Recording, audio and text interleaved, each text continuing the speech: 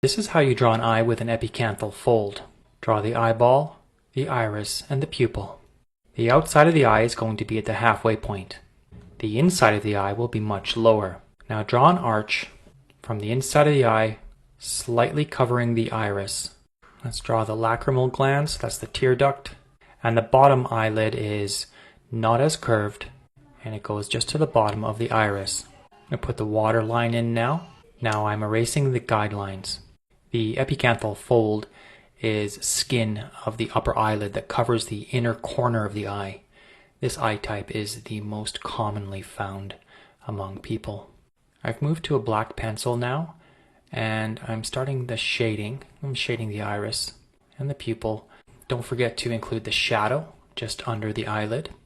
The lower eyelashes are always thinner and more sparse than the upper eyelashes. With this eye type, the upper eyelashes typically point downward and don't have that U shape that you might see in other eye types.